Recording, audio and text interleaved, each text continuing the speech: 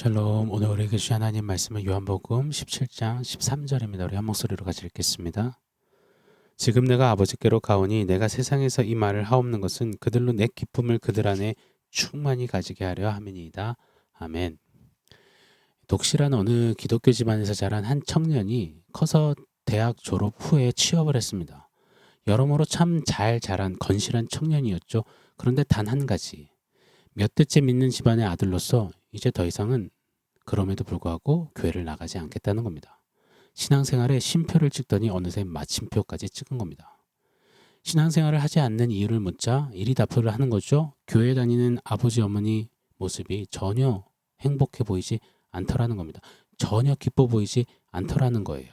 자기는 그런 신앙생활, 그런 기독교가 싫답니다. 세상에서 정말 재밌게 웃고 즐겁게 지내다가 교회만 가면 마치 고행하듯 심각해져야 하는, 자기는 굳이 그러고 싶지 않다는 겁니다.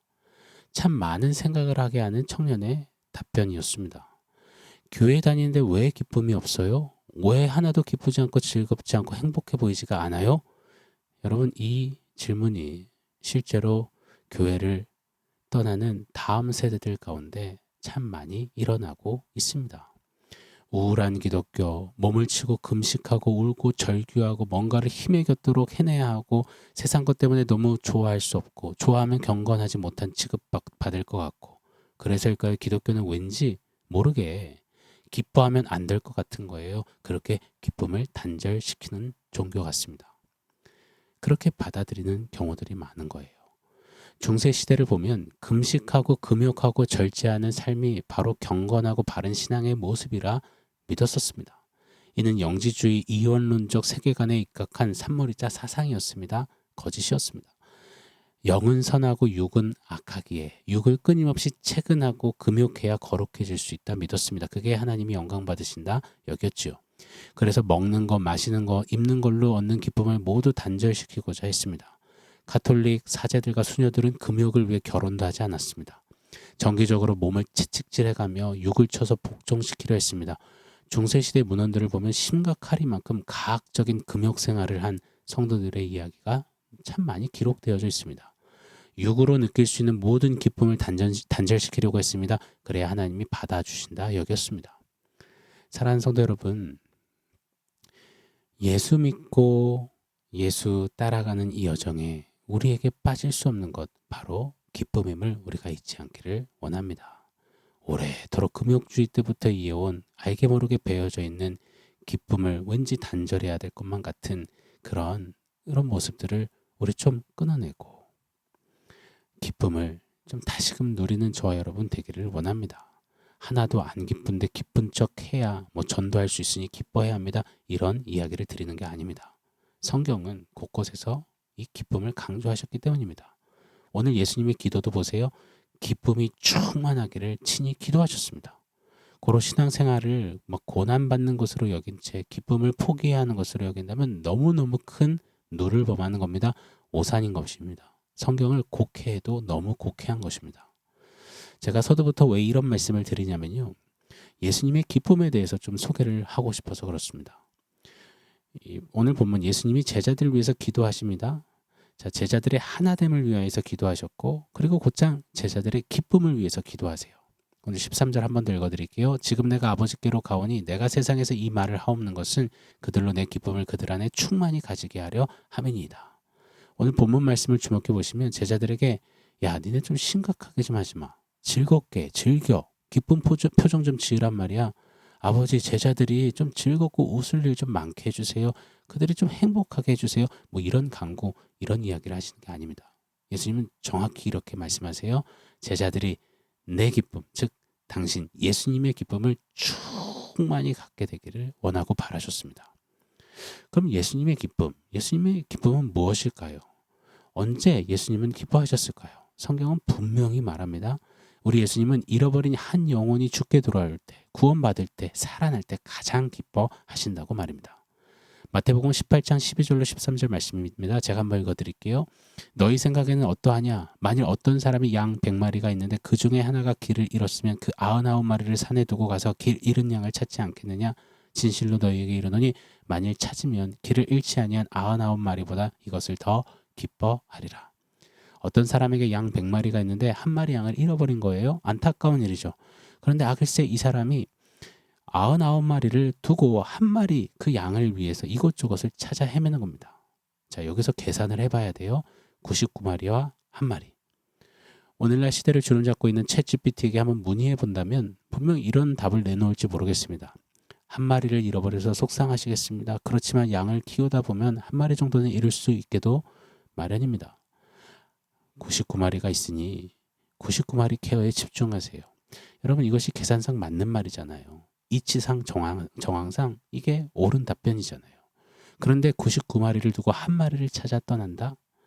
그리고 한 마리를 찾았습니다. 다른 복음서에 보면 이 한 마리를 어깨에 메고 와서 잔치를 베푼답니다. 잔치 베풀기 위해서 뭐 송아지를 잡았겠죠. 이게 계산 안 맞는 거예요. 한 마리 양을 찾았다고 이 소를 잡고 뭐 양을 더 잡고 그래서 잔치를 베푼다? 이거 정말 무슨 셈법이 이렇습니까? 이런 바보 멍충이 계산법이 어디 있단 말입니까? 여러분 복음서의 이 잃은 양 비유는 바로 목자 되시는 예수님을 가리키잖아요. 우리 목자 예수님의 계산법은 정말 엉터리입니다. 챗GPT 또 이 세상 사람들 이 세상 논리 상식에는 전혀 맞지 않는 고개를 절레절레 저을 만한 그런 셈법이십니다. 그러나 여러분 우리는 그 엉터리 계산법 그 이상한 셈법에 뜨거운 눈물을 흘립니다. 왜냐면요 우리가 바로 그 잃어버린 양 한 마리 한 영혼이었기 때문입니다. 우리 예수님이 내가 정말 기쁘다 내가 더 기쁘다 하셨습니다. 누구 때문에요? 잃었다가 다시 찾은 그 한 마리 양 때문에요. 잃었다가 다시 산 저와 여러분 때문에 말입니다.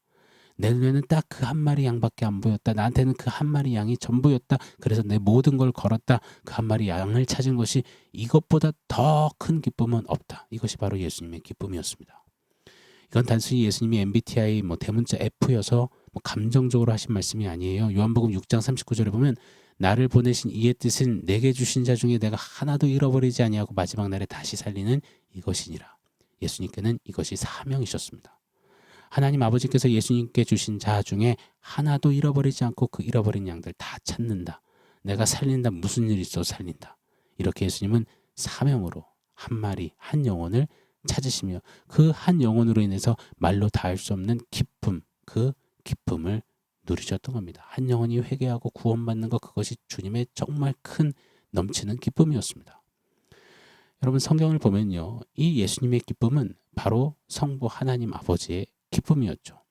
에스겔 33장 11절에 성부 하나님 이렇게 말씀하십니다. 너는 그들에게 말하라 주 여호와의 말씀이니라. 나의 삶을 두고 맹세하노니 나는 악인이 죽는 것을 기뻐하지 아니하고 악인이 그의 길에서 돌이켜 떠나 사는 것을 기뻐하노라. 이스라엘 족속아 돌이키고 돌이키라. 악인이 돌이켜 사는 것을 기뻐하시는 우리 하나님 아버지 맞습니다. 여러분 삼위 하나님은 이 성삼위 하나님의 기쁨은 한결같이 한 영혼이 돌이켜 사는 것이었습니다. 이 기쁨을 위해 예수께서 이 땅에 오셨고 목숨을 거셨고 바치셨고 그렇게 악인이던 저와 여러분을 살리셨습니다.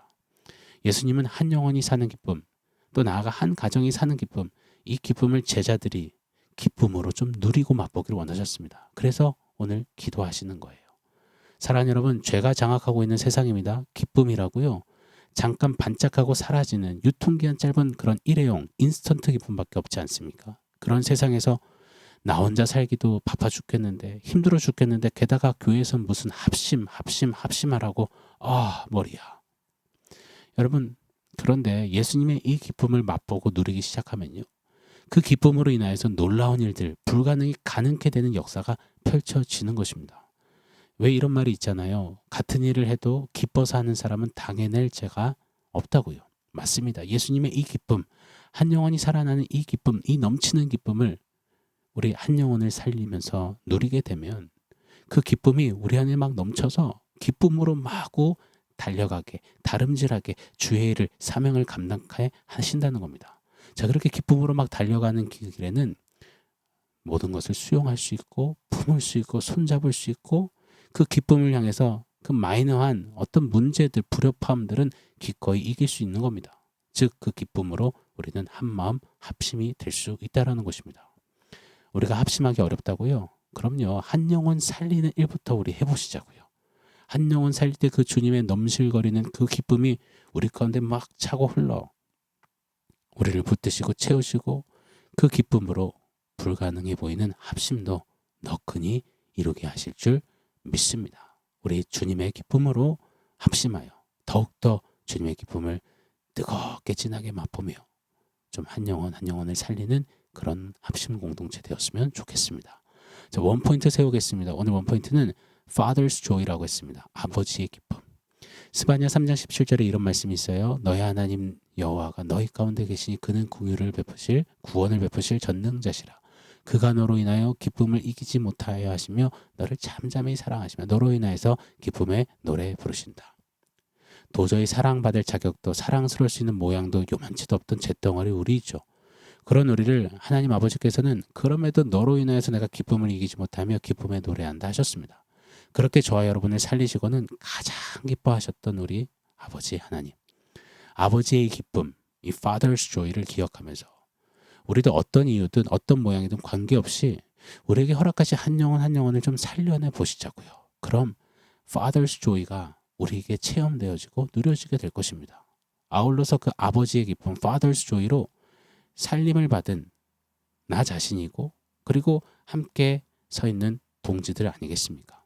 그럼 우리 서로를 볼 때 때로는 사랑하기 어렵고 때로는 이해하기 어렵고 때로는 용서하기 어렵고 용납하기 어렵고 하나 되기 합심하기 어려울 때 많겠지만 이 형제는 이 자매는 아무 조건도 없이 기뻐하신 Father's Joy, 아버지의 기쁨이라 하셨지. 그렇게 우리는 아버지의 기쁨으로 서로 더 기쁨 가운데 합심하게 될 줄 믿습니다. 오늘도 우리를 기뻐하시는 Father's Joy, 아버지의 기쁨, 또 우리 주 예수님의 기쁨을 누리며 그 기쁨으로 충만하며 기쁨으로 합심하는 저와 여러분 되기를 예수 이름으로 축원합니다. 아멘. 사랑하는 성도 여러분, 오늘 말씀과 원포인트 기억하면서 함께 기도하겠습니다.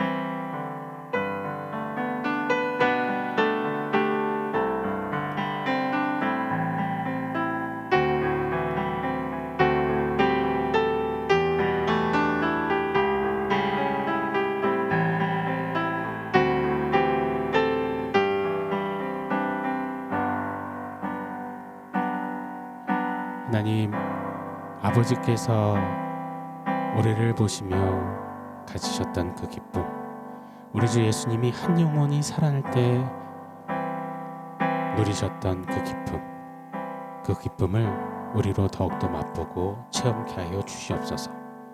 그렇게 영혼을 살리며 누리는 아버지의 기쁨, 예수 그리스도의 기쁨으로 그 기쁨을 가지고 달려가 그 기쁨 안에서 합심하여서 주님의 기뻐하시는 그 귀한 역사들을 함께 더 일구어가는 합심 공동체, 예수님의 기쁨에 충만한 공동체 우리 모두 되게 하여 주시옵소서. 아버지의 기쁨 감사합니다. 예수님의 이름으로 기도합니다.